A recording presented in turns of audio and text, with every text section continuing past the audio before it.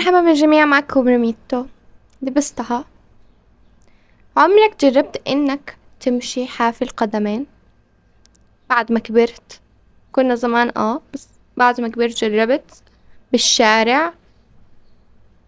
المشي هو اهم واسهل الرياضيات.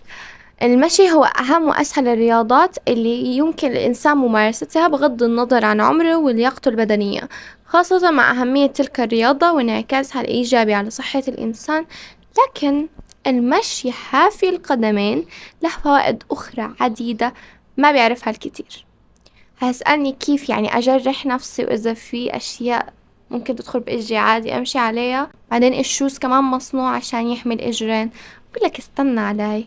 الله لما خلقنا الأرض والعشب والأشياء هذه عشان نحنا نمشي عليها، وهاي تعطينا طاقة ونحنا نعطيها طاقة. طيب، أما الشوز بيعمل حاجز هتمشي فيه أكيد، بس جرب تمشي بدونه فترة. أولا، أقدام صحية بيقلل من الإصابة بمرض سعفة القدم اللي يعد أحد أكثر الأمراض الجلدية انتشارا في منطقة القدمين نتيجة ارتداء الأحذية لفترات طويلة، ما يؤدي إلى زيادة الحرارة والتعرق بسبب نقص التهوية، مما يشكل بيئة مثالية لنمو الفطريات. ثانيا، نوم أفضل. المشي حافيا ينشط إفراز هرمونات الكورتيزول اللي تقلل من الشعور بالقلق والتوتر، ما يؤدي إلى تحسين النوم والشعور بالاسترخاء عند الاستيقاظ. ثلاثة، صحي للأطفال، بيساعد في علاج تشوهات القدم والأقدام المسطحة وتقوس القدمين خاصة عند الأطفال. علاج للالتهابات، يخفف من الالتهابات بشكل عام في الجسم، لأن الجذور الحرة تلعب دورا في تأجيجها لاحتوائها على شحنات إيجابية وعدم تفريغها وجعلها تتراكم في الجسم وتؤدي إلى الإصابة بالالتهابات. كما تحتوي الأرض على شحنات سلبية طبيعية، وبالتالي نظرا للفارق بين حجم الشحنتين فإن الاتصال بين أجسامنا والأرض الجذور الحرة.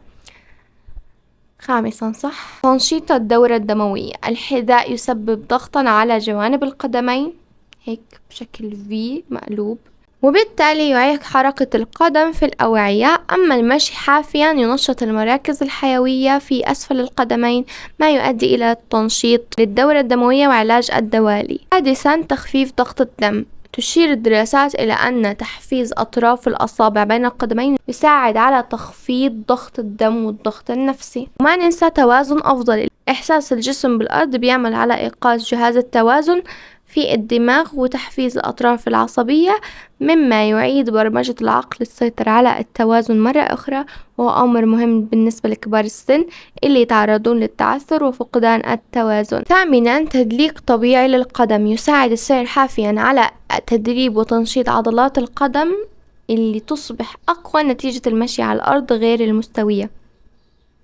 الحفاظ على شكل القدم.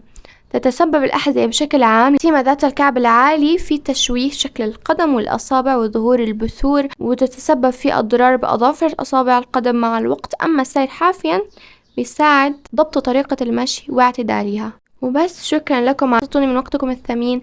لا تنسوا، ومع السلامة.